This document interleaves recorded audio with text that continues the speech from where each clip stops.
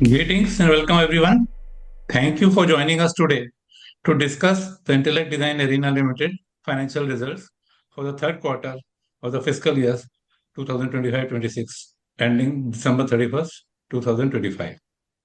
The investor presentation and press release has been sent to all of you and is available on our website. Our leadership team is present on the call to discuss the results. Our chairman, Mr. Arun Jain, could not attend this call because he is in transit to attend a family exigency. Mr. Manish Makan, Executive President, Group Chief Revenue Officer and CEO of Wholesale Banking. Mr. Rajesh Saxena, CEO of Consumer Banking. Mr. Banesh Prabhu, CEO of Intellect AI. Ms. Vasudha Subramaniam, CFO. And Mr. Vikas Mishra, Chief Strategy Officer. Besides, some other senior members of the Intellect management team are also present in the call. Now, I hand it over to Ms. Vasudha to take you through the results. This will be followed by the commentary on the business by Mr. Manish Makan. This would be followed by Q&A session where your questions would be replied by the senior members of our management team. When the Q&A starts, you can ask a question by clicking on the raise your hand, and we would unmute you so that everybody is able to listen to you. One safe harbor. I would like to remind you that anything which we say which refers to our outlook for the future is a forward-looking statement. This must be read in conjunction with the risk that company faces. With this, I request Vasudha to give her briefing. Over to you, Vasudha. Thank you, Praveen. Good evening, everyone, and thank you for joining us on Intellect Design Arena's Q3 earnings call. It's a pleasure to speak with you today as we share our performance for the third quarter of the financial year. So before I get into the quarter, I would like to begin with the last 12 months performance because we believe that the LTM view best reflects the true direction and health of our business. I'm pleased to share that for the first time in our history, Intellect's LTM total income has crossed 3,000 crore, reaching 3,025 crore, representing a 23% year-on-year growth. This milestone is not just a scale maker. It is the outcome of a deliberate, well-architected growth strategy that has been executed consistently over the last decade. Platform revenue for the LTM stood at 497 crore compared to 218 crore in the previous year, strong 128% year-on-year growth. License-linked revenue of 1,595 crore compared to 1,163 crore in LTM as of Q3 25 delivered a robust 37% year-on-year growth. Our annual recurring revenue stood at 1,118 crore in the LTM compared to 700 crore a year ago, representing a strong 60% year-on-year growth. EBITDA for the last 12 months stood at 709 crore compared to 534 crore in LTM as of Q3 25, a 33% year-on-year growth. PBT for the last 12 months grew 34% over the previous period. Our cash position as of December 25 was 1,198 crore compared to 804 crore as of December 24, a 49% growth year-on-year. The strong improvement in collections also contributed meaningfully to strengthening our balance sheet and liquidity position. Beyond financial metrics, the LTM period also highlights the depth of market traction and execution capability that Intellect has built. Over the last 12 months, 53 new customers have chosen Intellect's digital stack for their transformation journeys. In parallel, we successfully enabled 82 digital transformations where global financial institutions went live on our products and platforms. This LTM performance is the foundation on which our quarterly execution rests, and it gives us strong confidence as we continue to scale responsibly and sustainably. Our performance is anchored on three scaled business engines, each built over successive growth cycles and now supported by an emerging fourth engine. The first and most mature engine is wholesale banking, which we initiated as a scale engine in 2015. Today, wholesale banking contributes around 1,400 crore to our LTM revenues. The second engine is consumer banking, which became our next growth focus from 2018 onwards. This now contributes close to 1,000 crore in LTM revenues. The third engine is Intellect AI, which includes wealth insurance in AI-led platforms. This engine was deliberately seeded from 2021 onwards and has already scaled to around 500 crore in revenue. From 2024 onwards, we have begun building our fourth growth engine, Purple Fabric, our open business impact AI platform. Over the coming years, this will become a powerful multiplier for Intellect's next phase of growth.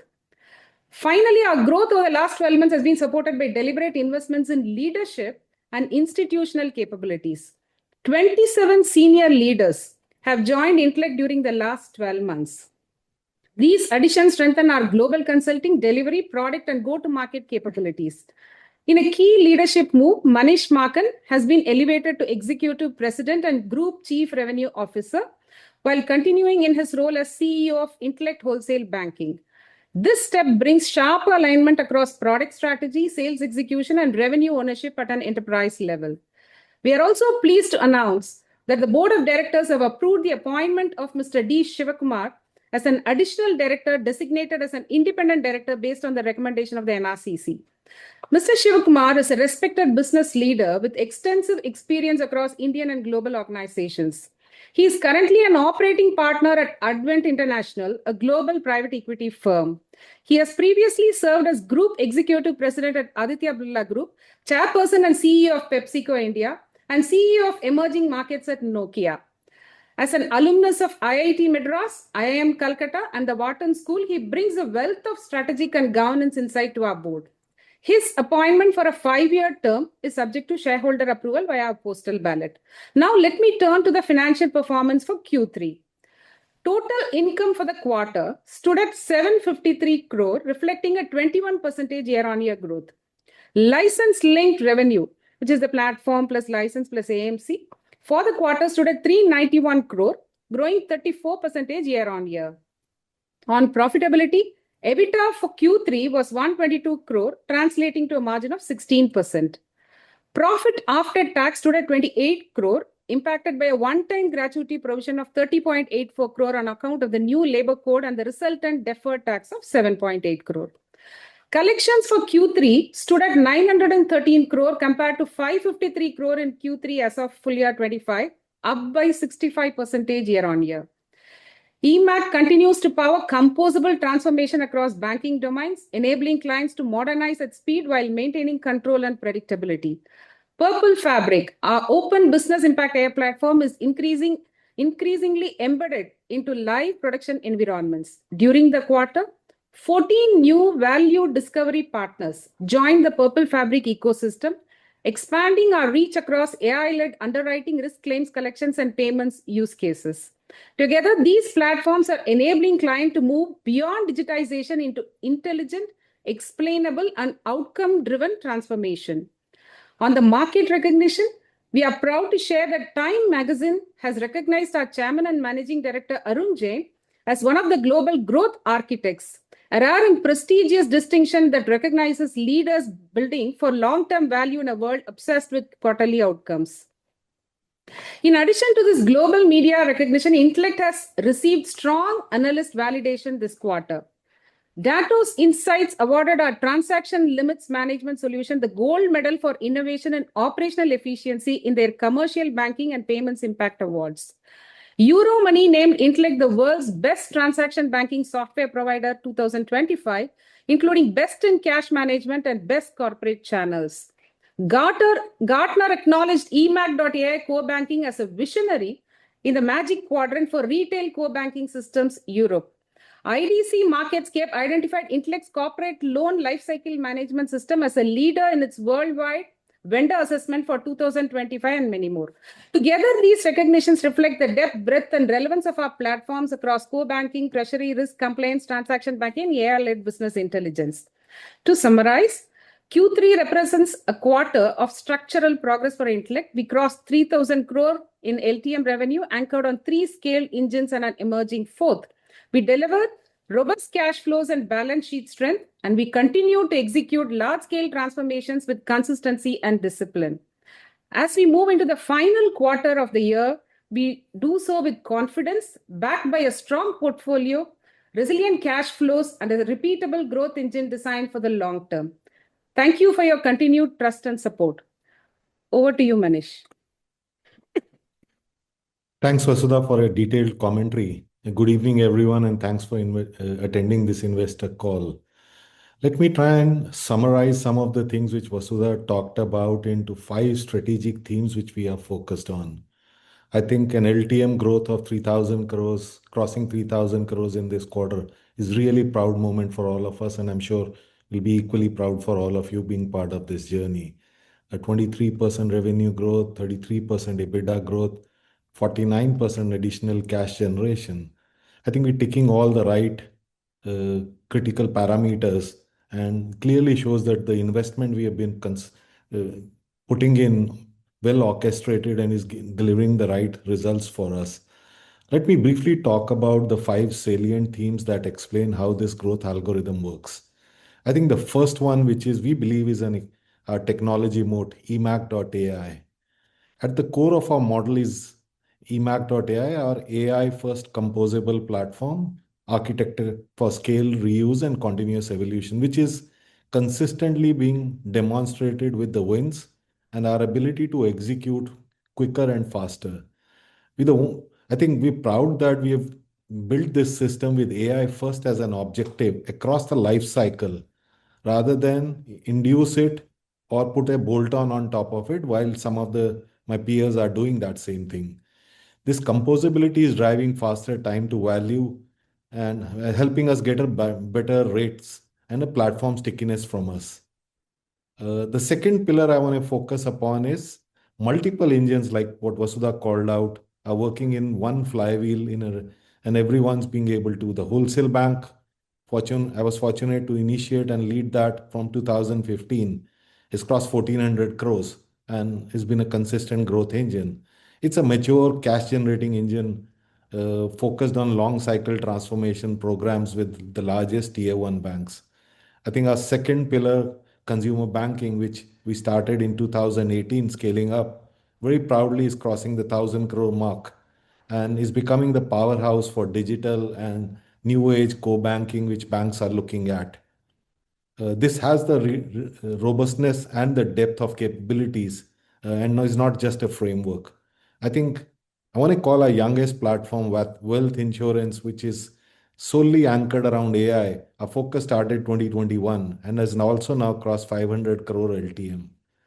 All three of them, I repeat again, are powered by same AI first platform backbone, Purple Fabric, allowing reuse of capability, intelligence, and operating leverage across the organization. The third engine is our markets.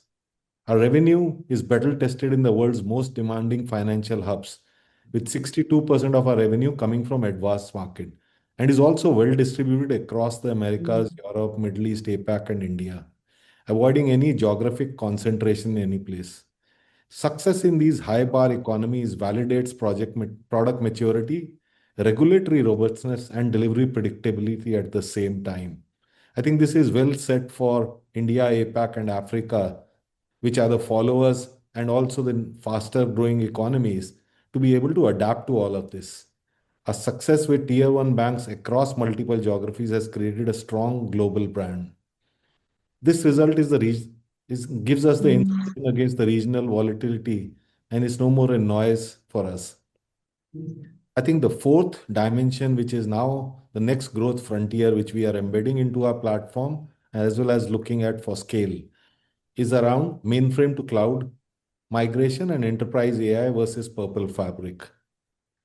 In this last quarter, we have signed one large global system integrator for our AI propositions taking out to the market, as well as 14 value discovery partners to evangelize and help us take this to more clients across the board.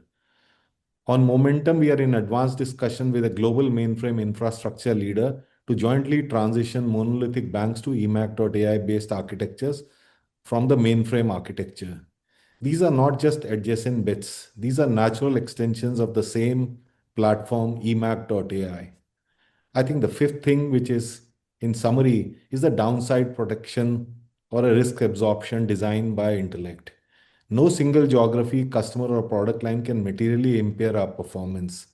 Revenue is distributed across multiple buyers, regulators, and decision cycle. Execution risk is reduced through platform reuse, standardization, and delivery industrialization. So in closing, this is not being opportunistic. This is all about engineered growth built from first principle and powered by AI first platform. This is the essence of our growth by design, and that's why Intellect is a unique asset, sufficiently de-risked by a matured, diversified portfolio, yet poised for growth through AI leadership and advanced market dominance. Thank you for listening, and I'll pass it back to Praveen for Q&A. Thanks, Manish. Now the platform is open for the Q&A. Please click so that in case you want to ask a question. First, we have Mr. Gavil Goyal from Serena Alpha. Mr. Goyal? Mr. Garvit Goyal?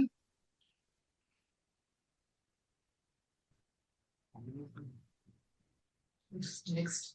I think he's not there. Yeah, Praveen. Next, we have Mr. Mahir Manohar from Trust Mutual Fund. Mahir, please ask your question. Yeah, hi, thanks for giving the opportunity. And congratulations on crossing the 3,000 crore mark and 3,000 crore LTM number. So congratulations for that. Sir, largely wanted to understand on the cloud side. I mean, there are a lot of talks that Anthropic AI Cloud is getting inroads into the US BFSI side, not on the core operations, but yes, middle office, back office, and also on the insurance underwriting process. If you can provide some clarity over here as to how is Anthropic Cloud AI becoming a competition for us, and how to understand this? Anish, you want to maybe take this?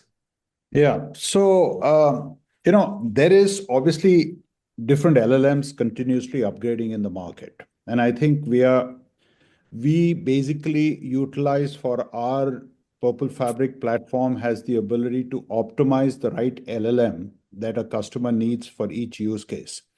So, we don't believe that they are really our competition in that sense, because we orchestrate financial services AI first products end to end for our customers, and we optimize the right LLM. So LLMs will continue to improve as the Purple Fabric platform is only a consumer of these LLMs.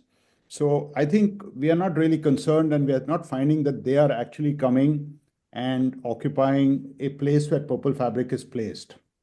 The other thing I wanted to state is that a lot of them are focused right now in the assistant area, while we actually have digital experts, which is on the agentic side of multiple agents working together to make use cases more successful for customers. In the agentic side, we still believe our full stack, which you all are fully aware of, both what we call the knowledge garden, where we vectorize data from multiple data sources.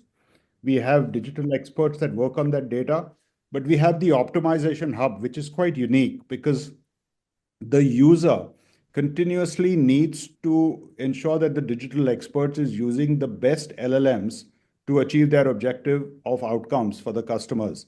And I think fundamentally, the big difference between us is not just orchestrating use cases, but orchestrating multiple use cases for our customers. And therefore, the fourth part of the Purple Fabric stack is really the governance part of Purple Fabric. And we are seeing more and more governments paying a lot of attention to ensuring that we follow an ethical AI standard, which ensures that we can actually manage to govern different digital experts in a way in which we can get the best performance from them. So to answer your question, I think, there will definitely be competition. There will be definitely different people doing things, but the combination of what we bring along with our leadership in financial services products makes most of our eMAC platforms today completely AI native and AI first. So I hope that answers the question. Yeah. Sure. No, absolutely. I mean, it is very difficult to displace CBS. That's the core of the part. Second question was on the Purple Fabric. What would be the Purple Fabric revenue for 9 months? Because for full year, we were roughly looking at 200 crores kind of a number. Some clarity around that will be helpful. We're on track for what we are forecasting for the 200 crore number. I think we're reasonably confident of coming close to that number for the year. Sure, understood. Done. And last question was on the SG&A side. I see SG&A QQ some increase. I mean, any hiring around the foreign geographies, any incremental differential hiring on foreign geographies? I think Vasudha shared that we have been investing for distribution for the market in a planned way of what we had planned for. That's also evident in the growth we are seeing. So it's a planned capacity addition. Sure, yeah, that's it from my side. Thank you very much. Thanks, Mihir. Next, we have Mr. Jitendra Agrawal from Relax Capital. Mr. Jitendra Agrawal from Relax Capital. Jitendra? Yes. Hi, good evening. Good evening. I'm sorry, I don't have a question, but it is an observation. So if you look at your shares that were outstanding at a corporate level, right? We were in December 2020, we had about 13 crore 26 lakh 64,000 shares outstanding. December 25, that number has increased to 13 crore 93 lakhs and about 15,000. So there's about a 5% dilution in a period of about 5 years. You look at our market cap somewhere about 12 and a half, 13,000 crores. That's a float of anywhere about 500 to 600 crores in the market just because of ESOPs. And if you actually look at the promoter shareholding, right, that has also gone down in that period by almost the same percentage. We seem to be very comfortable in terms of our cash balance. Given the way the business is doing, it seems that in the foreseeable future also the cash generation should be good. My request or suggestion would be that instead of paying it out as dividends, can you please consider buyback internally? That's it from me. Thank you. Thank Thanks, you. Jitendra. Praveen, we can go to the next. Okay. Thanks. Thanks, Jitendra. Next, we have Mr. Rahul Jain from Daulat Capital. Rahul? Yeah, I hope my line is okay. Yeah, please go ahead. So, yeah, my question was related to the fourth pillar point that Manish articulated. If you could elaborate more, what I could understand was about building the SI ecosystem. So, if you could go deeper into that thought. And secondly, on the similar line, since we have built roughly 1400 odd crore of GTB business, does that mean it would, at that scale, you may see a significant SI contribution in terms of new client on as well, or we are still not that point where we get a lot of deal from SIs? No, Rahul, thanks for the question. On the fourth pillar, what I'm talking about is, I think we've been talking about Purple Fabric and getting partnership development. So we have finally now executing with one of the largest global system integrator, and we taking this out to the customer. Other than that, we have also signed 14 value discovery partners across the globe to take Purple Fabric out. That was the first piece of it, where we were doing the work for last 2 quarters, which you are aware. In the last quarter, we have additionally now tied up with an infrastructure leader which is focused on mainframes, so that we can help transition mainframe loads to eMAC cloud loads. Banks are looking for solutions. That's where a composability of a solution is not a rip or replace. It's not just pick up the load and deploy somewhere else. We've done multiple mainframe to cloud migrations, and we see this as a natural alliance whereby working together we can take it forward. Your third question around wholesale banking touching 1400 crores, and where we're already working with publicly, we have shared along with Accenture in some of the implementations, and I'm continuing to grow along with our multiple other partners where the large transformations we can take along. We are doing big scale wholesale banking transformation. We have got core lending, payments, the full corporate stack, and we've got A couple of other SI partners already working around them. We'll hopefully announce some of these partnerships also publicly. Sure. Manish, when we say about the mainframe infrastructure player, are you referring something like the IBMs of the world who would have that core infrastructure and they may also need some application to do the workload shift? Yeah, this partner supports quite a bit of mainframe infrastructure at this stage. I want to keep it there. Significantly large share. But these are, Yes, yeah, so these are the SI guy or these are the mainframe guy? they focus on mainframes support significantly. Understood. Thanks for that color.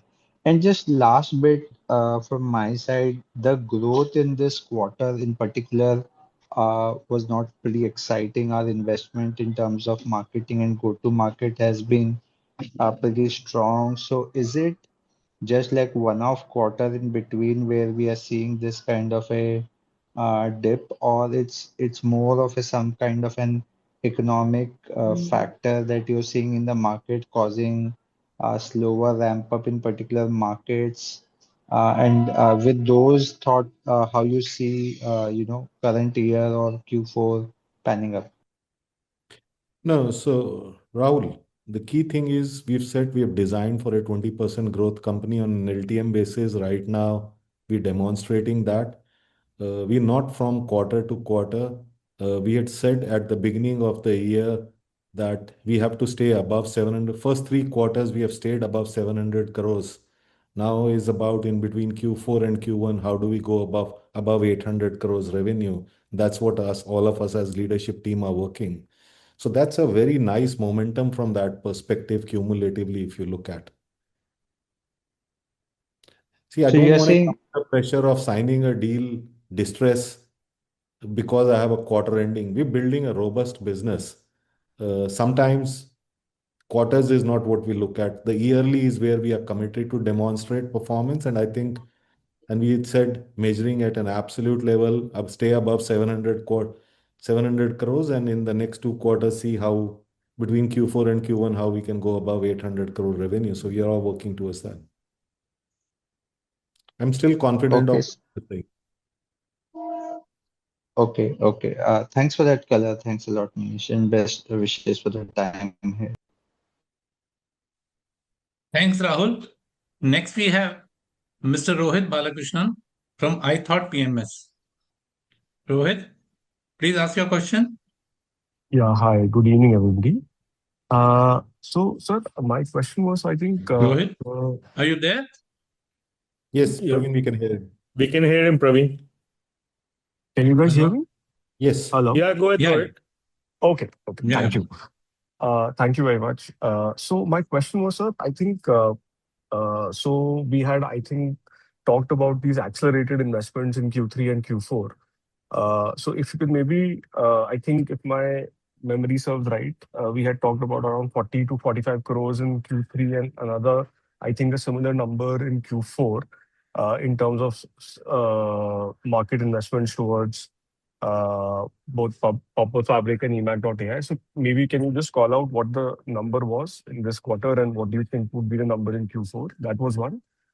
And the second question was, so we saw license revenue come down below 100 crores after almost 6-7 quarters. I know this is very lumpy. So anything you want to call out in terms of the delay that is happening and like, are there any deals which sort of fell through this quarter or will get covered up in the next quarter? Anything you want to call out? And I have one more question, which maybe you can answer that and I'll ask the next question then. Rohit, I'll go reverse order. I think, like I said, please don't ask which quarter, 100 crore more or 100 quarter. LTM basis consistently remain focused. We're showing good results. I think it's a proud moment to be above 3,000 crore from that perspective on a run rate basis. And we're driving towards, we said we will stay above 700 crore mark. We've remained above 700 crore mark. I'm already saying that we're targeting in the next 2 quarters to cross the 800 crore mark. That speaks of everything of what you wanted to ask. from your second question perspective. Could you repeat your first question? On the cost side, I think the cost is primarily around the three dimensions. Vasudha can give color to the absolute numbers. It's around purple fabric. It's around bit of distribution. Plus, given what I am seeing in coming in the next 2 quarters, we've also invested right now on our delivery execution capability side, because we need to be ready and we need to have these people not being joining the day before, 1 or 2 quarters before we make that investment on the delivery side. So that these are the three elements of where the cost has gone. Yeah, just to add, last quarter we said we made an incremental investment of 15 crores, and similarly this quarter also we have made similar investments between 10 to 15 crores. That's an incremental investment this quarter.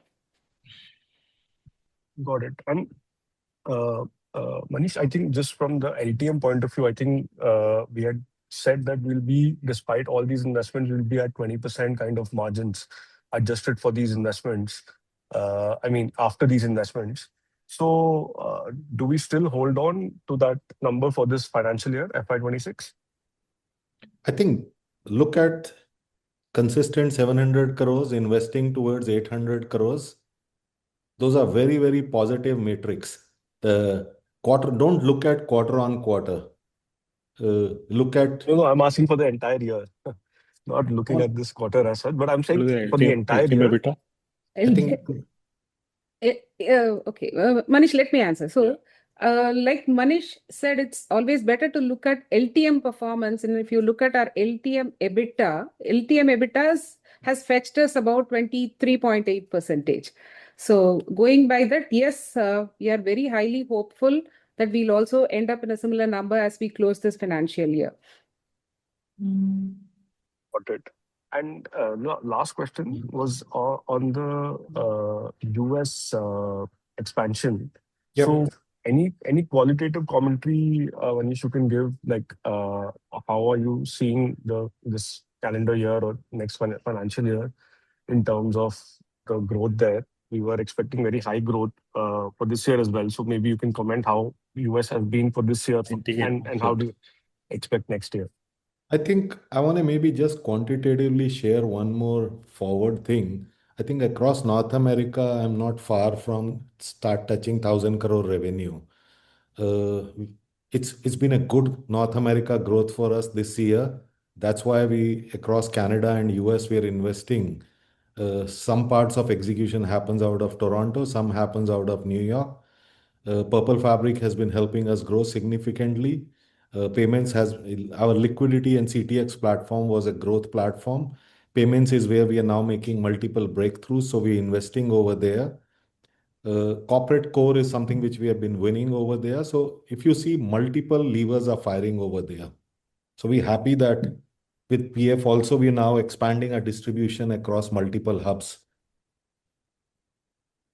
And if I can just add, in Canada, we are also seeing significant growth in credit union space, both in our digital engagement platform, as well as now we're just also getting some success in our loan lending platform. So we're able to cross-sell into the same segment.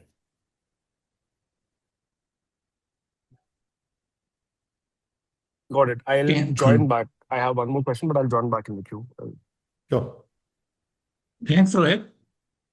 Next, we have Mr. Vivek Kumar from West Pulse Research. Vivek, please ask your question. Vivek, are you there? Looks like Vivek is not there. Oh, he's there. Okay, please take next. Vivek is there. Vivek, you can unmute and ask the question. Am I audible, sir? Yep.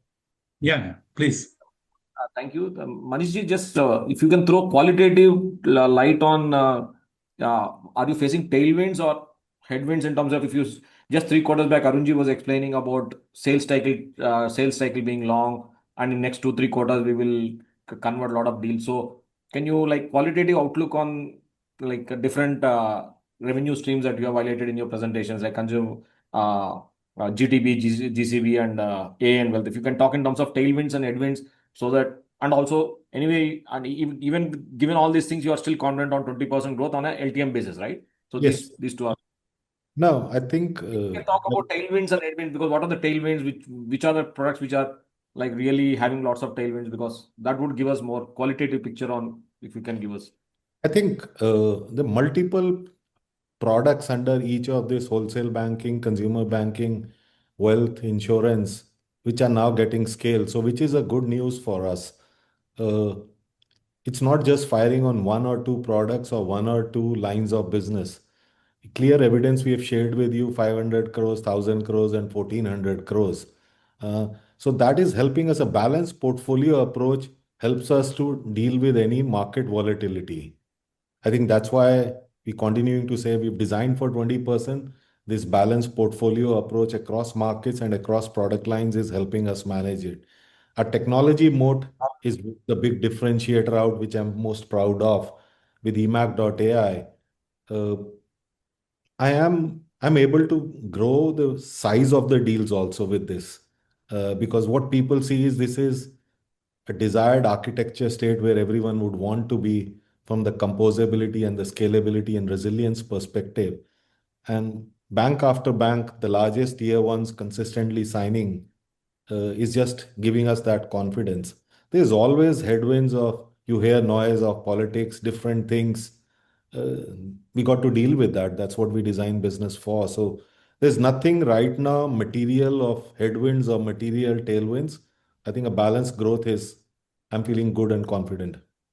So we are feeling good about 20% growth on a yearly basis. I'm not talking about quarter, That's right? what we are designed for. That's what we are looking at. The goal is how quickly with next quarter or the following quarter, how do I cross 800 crore revenue, and then run it for 3-4 quarters there, and then look at 900 crores. This 100 crore consistent growth in 3 to 4 quarters, if we can drive it, I think that's the evidence. Because 3 years back, we were very confident on quantum central banking. So just Rajesh ji, any outlook on quantum as a product, central banking? Sure. I think, as you are aware, that we are one of the only companies which has a core banking for central banks, right? And this comes from our legacy of RBI, because we run the central banking for Reserve Bank of India.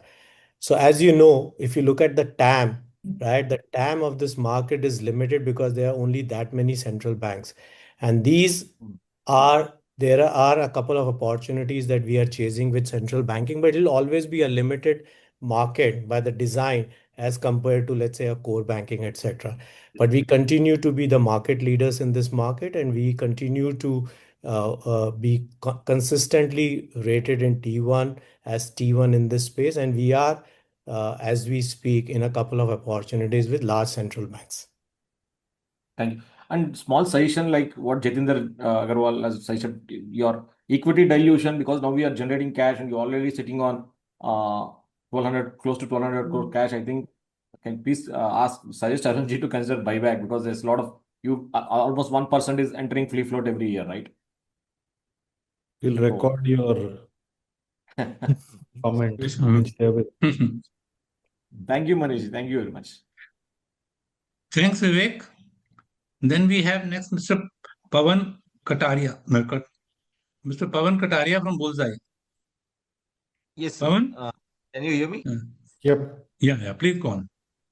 Yeah, so as Manish sir said, we saw sharp Q3 compression in the margins, right? So can we, so Manish sir already broke it down, but how much are we heading back to 20-25% margins for the year? Given that the margins for Q3 has been out of 15%? Pawan, that's what Vasudha just now also confirmed, that we're driving towards 20% plus margin for the full year. We have done it in LTM basis for the last 12. So for the financial year also, that's what we're driving towards. That's why the balanced investment is there. We're not going aggressive. We're not shying away from right investments when we see opportunity. Okay, sir. And sir, another question, sir. So in the last con call, Arun sir said we are striving towards 25% margins, right? So do we see that happening somewhere in FY27? No. I think if you go back, study some of the peer companies, it's about getting to scale. At 3,000 crore, the profitability is X. At 4,000, it moves to Y. At 5,000 crore. So it's about, I think we should all be looking towards consistent and more growth and right investments to balance to drive that growth. I think that's most important. We would all Yes, sir. want to be, it's naturally going to come. The leverage keeps coming as the more license comes in. Got it, sir. Thank you, sir. That was from my side. Thanks, Pawan. Next, we have Mr. Engine Puranik. Puranik ji, you are there? Looks like it's dropped. Puranik ji? No, I think it's dropped. Then next we have Ms. CA Vansh Handa. Mr. Vansh Handa from Invest Analytics. Vansh? Hi, am I audible? Yes. Yeah. Please go. So I have a question. Like I noticed the cost escalations apart from the exceptional items during Q3 that appears to have impacted overall profitability. So could you help us to understand that what are the key drivers behind that increase in cost? And also, like this is not clarified in any of the presentation or management commentary. Can you help me with that? Cost escalation. No, okay. One, if you're talking about the exceptional item, sorry if I have got your question right, that is related to the gratuity provision, the one-time provision that we have considered in our books on account of the new labor code. And that's about 31 crores. And also there is a resultant deferred tax that we have considered for about 8 crores. So that has pulled our PAT down by close to 24 crores. Yeah, and just to Actually, add I'm to, not yeah, talking about this exceptional items, but if you look before profit before exceptional item also, it has impacted from 900 millions to like 671 million this quarter. So one, just to add to what Vasudha is saying and what Manish also alluded to, see, if you look at the current quarter, there has been significant investments in terms of capacity building. Whether it is capacity building from a sales and marketing perspective or capacity building in anticipation of the deals we are planning to close in the current and the next quarter. So that is primarily the reason for us for a cost to go up. Okay, sir. Thank you. Thanks. Thanks, Vansh.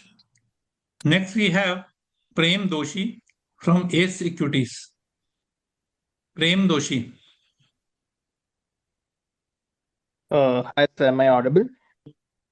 Yeah. Please go on. Yes, sir. So I have two questions. One is that in particular for this quarter, as we have already discussed, that some of the cost escalations were there, and for some other reasons, the profit was muted, right? So what we are looking at, are we looking to close the quarter, as you said, close the year at 3,000 crore plus that you have already guided for the financial year. So my question is actually for the next financial year. After we cross, say, 3,000 crores in terms of revenue and we maintain a 20% margin, are we looking at on such a high base to continue growing at 20% for the next fiscal, or you expect some moderation in the guidance for the next fiscal in that case? Prem, I will stay away from guidance on next financial year. We very simply get to 800 crores. Then we'll stay there a few quarters and then get to 900 crores. We're building the business 100 crores at a time. And right now we feel good about what we are doing. So from a guidance, I'll stay away. Okay. And sir, earlier we have read up stuff that we want to position ourselves like the top AI companies such as Palantir, right? So how is the plan faring? Is the management satisfied with how the overall positioning that we are doing in the AI space? Like, are you personally satisfied with how the segment for us is moving towards? I think we had said upfront that we're going to drive towards a 200 crore revenue on this. So from that perspective, if you look at, are you satisfied? Are you headed towards that? I think we are in the right direction. We are consistently amongst the top 3 players along with Palantir. So that's not a concern right now. Right. Thank you so much, sir. Thanks, Prem. Next, we have Keshav Sureka from Nivesh. Keshav Sureka from Niveshaya. Hello. I think my question was already answered. Thank you. Okay. Okay. Thank you. Thank you. Next, we have Mr. Krish Jain. Mr. Krish Jain from NAFA Asset Managers. Yeah. Mr. Krish Hi. Jain.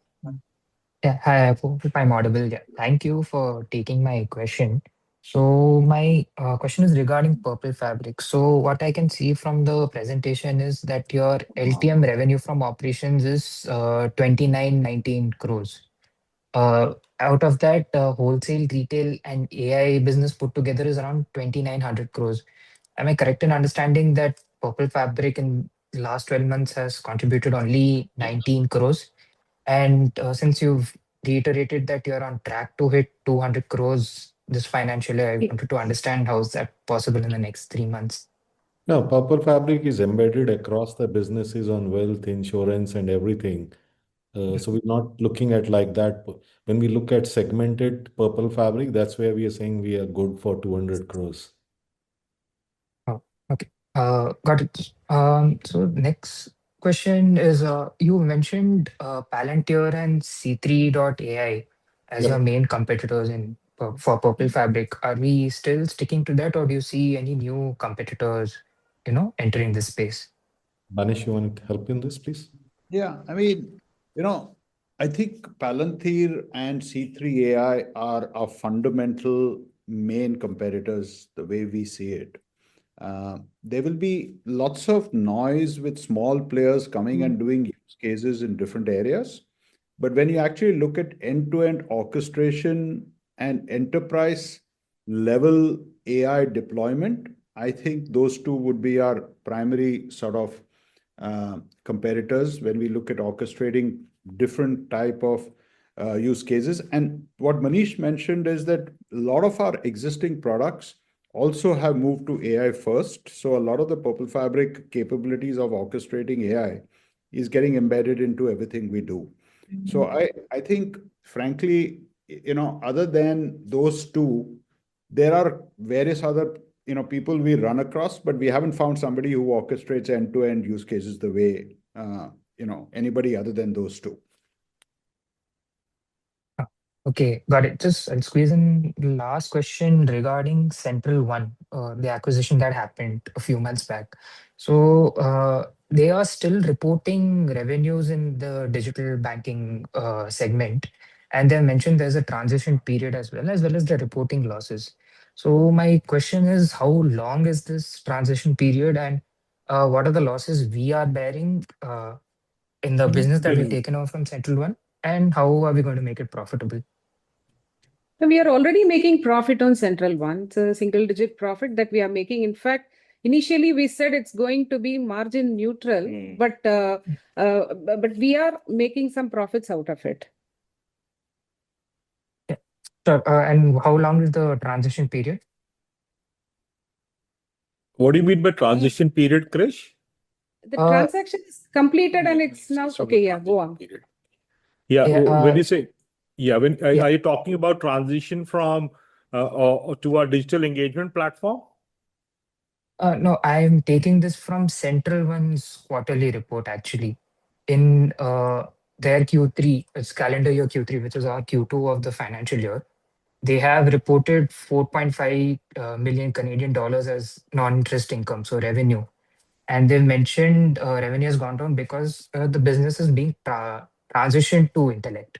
So when they say, Let me answer that. Rajesh, please answer that. Yeah. So, Krish, let me just explain this to you.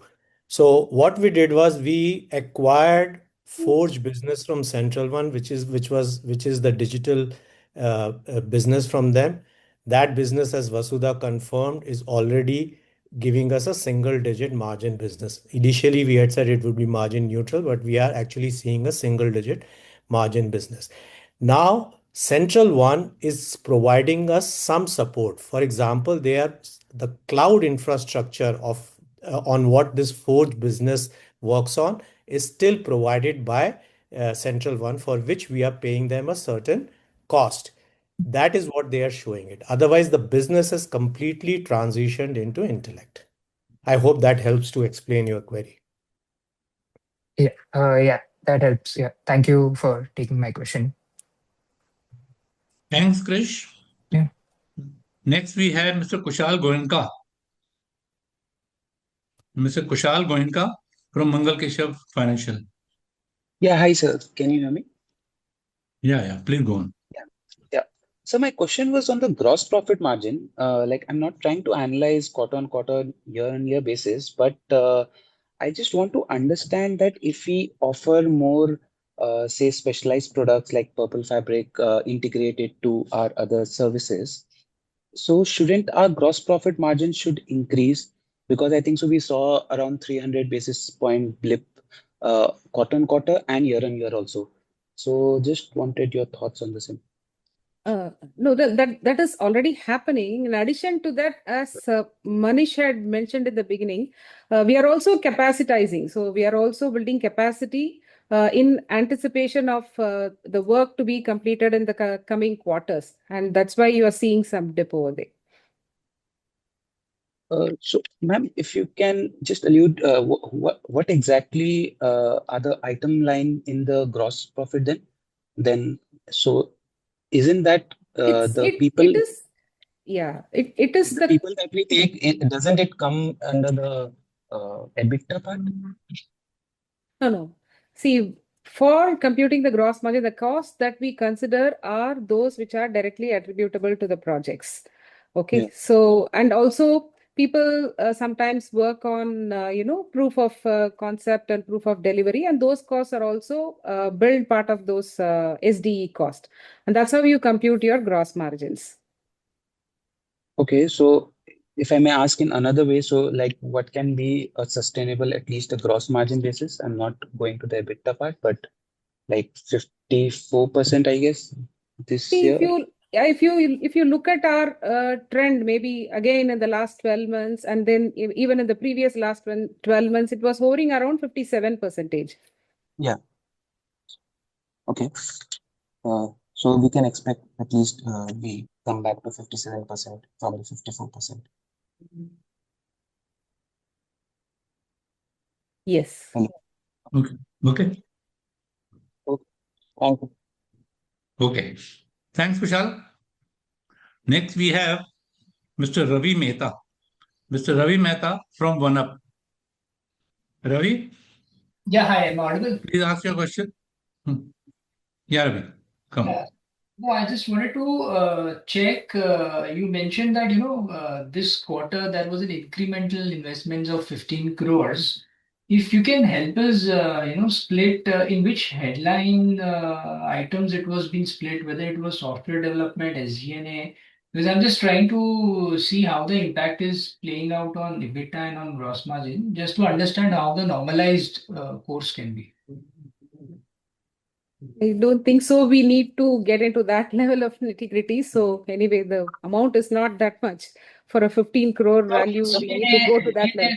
So you can, you can. So is it in SG&A is what I wanted to understand. So predominantly in SGA that you can see, and we also had some global events this quarter, which also contributed to the increase in SG&A cost. There were some partner commission which got included. So the investments mostly went into SG&A and some bit of it also into product development. Yeah. No, it's reflecting in SG&A. I just thought we'll confirm it here. Yes. Sure. Okay. Thanks, Ravi. Then we have Mr. Dhruv Shah. Mr. Dhruv Shah from Ambika FinCap. Yeah, am I audible? Yes. Hello. Manish, I have two questions. One is we won 8 deals this quarter, which is lowest in 8 quarters. Is there something to read into it, or is that a seasonality? Do you want to just answer No, this? I'm not reading too much into it. Because it's the lowest in 8 quarters, that's why it came up. But because we just launched Power Fabric and we have done a lot of investment, that's why it popped up that that's the lowest in 8 quarters. No, it is from account, it is low, but I'm right now not concerned. Like I said, Dhruv, I'm looking at crossing 800 crores. and it's 1 or 2 quarters away. So Manish, should we see that going forward, will we be chasing larger amount destiny deals compared to low ticket size, and that's why the deal wins will be lower going ahead? No, it's a very good, fairly balanced mix. One thing good is happening is we getting more of the large big deals also we playing in there. See, with Purple Fabric, what will happen is they will start small, but suddenly they will start showing big results in year 2, year 3 as the consumption grows. So that's a consumption-based business. Right. Okay. And my second question is on the press release we did last week on adding 14 value discovery partners. So are this mainly SIs or are they distributors for Purple Fabric?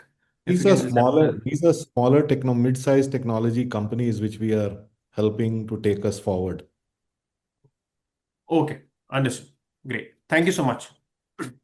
In each of the companies, there are people with 300, 400 people who really are entrenched in 1 or 2 different banks. So leverage that relationship and capacity gives them an opportunity to grow, and it's in a connected field. So fair enough. Yeah. Okay. Fair enough. Thanks, Dhruv. Next, we have Mr. Pranay Jain from Banyan Tree Advisors. Pranay, please ask your question. Can you hear me? Yeah. Please go Okay. on. Thank you. One question I had on Purple Fabric. Whenever you're going to, to our clients, whenever we are trying to close deals, what has been the key differentiating factor for us in terms of client adopting something that is fresh in the market? So that would be my first question, and then I have a couple of smaller questions as well. Manish, can you help us? Yeah. So, we've been having a lot of discussions with different clients. I think our key differentiation, as I said earlier, is the ability for us to be able to help the customer achieve business impact. There's been a lot of work that people have done using the chat GPTs and assistants and co-pilots. But when it comes to business impact, a lot of what we can orchestrate at end-to-end journeys actually helps the customer either improve their cost and productivity or improve their revenue or their customer experience, or fundamentally, a lot of our customers in certain markets in wealth and other areas also focus a lot on compliance and regulatory stuff. So what we're seeing is the ability to understand the leadership and the thought leadership in particular lines of business and actually achieve business impact for them. Clearly, that is something that in 2025, a lot of people, believe has not been achieved so much, which is where our platform positions ourselves best to do. And I think we are seeing that as something that's attracting a lot of attention. We must remember that AI is still at an early stage of adoption in the agentic and the digital expert space, and therefore adoption will take time. But actually, when we run these pilots, they can actually start seeing business impact. And we have a lot of customers we've already been doing that for, because we started earlier with insurance and certain product lines here. Got it. That's helpful. The second question that I have is, whenever we are doing large destiny deals, are they typically front-loaded in terms of revenue recognition, or do they ramp up gradually over multiple years? It's multiple models, Pranay. Okay. So there'll be a mix of like front loading and like annuity tail kind of thing as well. Annuity based on variability. Understood. Got it. Yeah, that's it from my side. Thank you. Thanks, Pranay. Next, we have Mr. Krishna Agrawal from Mangal Keshav. Mr. Krishna Agrawal from Mangal Keshav Secure. Hello. Hello. Hello. Yeah, Krishna. Please go on. Yes, I am audible. Yeah, Krishna. Yeah, Yes, sir. please go on. It is just a follow-up question regarding our competitors. Sir, as you said that you only consider Palantir and C3 as your major competitor, but I still wanted to get some light on Indian competitors. Sir, currently in the Indian banking technology ecosystem, there are multiple players offering AI-led solution for banks such as TCS Banks, Orient Pro AI, NPST, and AI Compass. So, sir, how does Intellect differentiate itself from these competitors in terms of depth of AI capabilities and platform maturity in the long term? And sir, additionally, how close are these players to Intellect's current level of AI-led banking technology? And what is the Intellect strategy outlook to maintain and extend its competitive edge going forward with these Indian competitors? Thank you. I think there are a lot of SI players like TCS and others like you mentioned. I think, as I said earlier, our big differentiation is our full Purple Fabric stack, where we have invested significant amount of effort over the last 7-8 years, going all the way back from the early models of machine learning to the large language models right now. I think that learning and experience for our product lines, I think compared to a lot of people coming and offering use cases, and a lot of the people are actually building SI type of work for customers to be able to do things that can help them achieve some level of AI independence. Everybody says AI right now, but nobody really has a full end-to-end platform. And I've already covered the 4 sort of stacks that make up our platform. I think that combination, and the most important thing that we are seeing is when customers want to scale multiple use cases, they need to govern them. The ethical AI stack of governing our platform is fundamentally very different from what anybody else does. Because when you implement these use cases, that ethical AI stack gives you the ability to govern digital experts. You got to think of this as human and digital experts working together in an operational role. In that model, the digital expert really needs to be managed on a regular basis because of the continuous changing language models, the continuous changing data that is fed into those digital experts. So think of it that governing digital experts is a very, very detailed part of the Purple Fabric stack, which you won't find this in most of the other people. They are still talking about doing small use cases here and there of doing SI work. So I think that's the fundamental difference with most of the Indian players in my mind.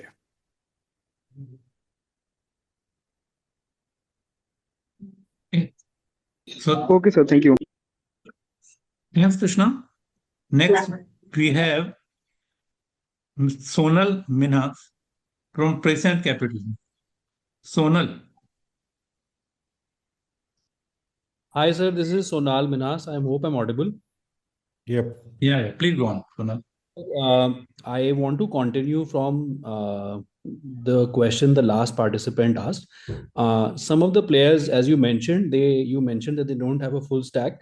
And I think having attended some of these calls of these players, they also mentioned that the real ROI of AI showing its value add in productivity or similar matrices basically is something which is still at the proof of concept stage. So we wanted, given the fact that you say that the Purple Fabric project has linkage to close to 200 crore of top line, are there early signs for you guys where this is showing up in terms of how you bill a particular client or in terms of you having better margins for some of the use cases where you've implemented Purple Fabric, or is this early days for us right now? That's about it. Yeah. Adoption of AI, it is still at an early stage. Having said that, I think the opportunity for us to be able to bring productivity would mean a different way of working, because we are seeing significant impact on operational work, on compliance work, that we are beginning to see in our pilots and already in production for our insurance business. We've seen significant impact on the same work being done by the human through a BPO type process versus the way we do it using AI end to end. So I think it is therefore important for us to keep in mind that this is early stage adoption. The agentic actual work, which is something uniquely put together on Purple Fabric, which is why it's a multiple agents coming together. Very few of our competitors have multiple agents coming together, and we refer to that as digital experts in different areas coming together. I think that piece has not taken off as fast as we believe it sort of will in the future. I think it'll change fundamentally the way in which we operate, or we often call it the future of work, will change quite significantly. And I think we are actually experiencing the early stages of that. And some product lines where this has been AI first, like the insurance and some areas in wealth, and now some areas in trade and some areas in payments, I think that will actually go much faster as the adoption starts taking place. So, there is obviously ROI challenges in the industry, which normally happens when you start something like this new, as it happened, 25 years back with the dot-com. So it'll happen that we will stabilize, but fundamentally new business models using AI will appear, and we are well positioned for that. Got it, sir. So thanks for explaining this in detail. I also have a follow-up. I think a couple of my other colleagues were also asking the margin profile, and you were mentioning that companies have a different margin profile at 700 crore run rate, 800 crore run rate, maybe 900,000. Are there, and this is similar to, let's say, what a SaaS company does talk about in the US. My understanding is that, please correct me if I'm wrong on that. Are there some companies which are into banking software which have scaled up where we could refer to understand the margin profile of businesses as they scale up and as they mature? Are there some peers would you refer to in the US? I think go back and look at from India, FlexCube and Oracle. So we have a combination of that as a business model as well as SaaS. So we have a dual engine firing. Look at what was FlexCube's margin at 300 million, 400 million, 500 million, 600 million. You'll find a good story. Got it, sir. Thank you. Thanks, Anil. Manish, there is one more and then a lot of re-raised hands. So one we can take, I think. We can take one and then is, we can write back to you and we can reply to them. Yeah. Please, the persons who are re-raising the hand, please write to me. We'll get back to you. Then last we have Samir Dosani from ICICI Pru. Samir? Yeah, hope I'm audible. Yeah, Samir, please go on. I'm not sure whether it's clarified, but our original plan was to ramp up investments through the year, and obviously it's needed for the business, so it's good. But just want to understand 225 crores of SG&A, like will we see further ramp up from here on in, and then it will settle there? That is the plan, or there are some programs as you mentioned, and we had some marketing programs and roadshows, etc. So how to think about this SG&A for maybe next 12 to 18 months from here on? Samir, the last quarter is typically when we have more road shows and more events, large events, which happens every year. So that's from an annual cycle perspective. Rest is calibrated based on when we see opportunities as we are growing in. Like right now, you see US is a big focus. We're driving growth in North America. So it's a very large market from a size as well as geography. But we're keeping it calibrated to ensure we don't run ahead of ourselves. That's fine, and it's needed for the business. But our original plan was to ramp up like 100 crore annualized SG&A, if I'm not wrong, that we wanted to ramp up through the year. So it's that ramp up step up in terms of SG&A is already done, is it? That I should think of, and then maybe gradual investment here and there, whatever is needed. That is how I should think about it. No, see, right now, like we said, beginning of year, 700, 800 crores. As we stabilize at 800, when we say 900 or 1000, we will have to add more. So it's a cycle. Okay, so this level of investment is okay for 700, 800 crore of revenues, 800 crore revenue. That's right. Okay. And obviously Purple Fabric required software development and related expenses. So that step up in terms of investment in software development expenses is also done, right? We should think of, and year on incremental increase is what I should think of. Yes. Okay. That's it from my side, and good luck. Thanks for taking my questions. Thanks for supporting. Thanks, Samir. Thank you everybody for joining today.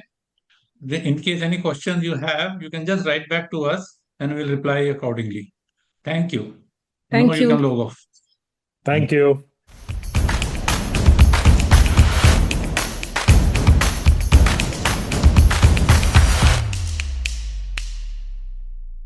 If you found this video helpful, please like, share and subscribe to Concall India for latest upcoming Concall.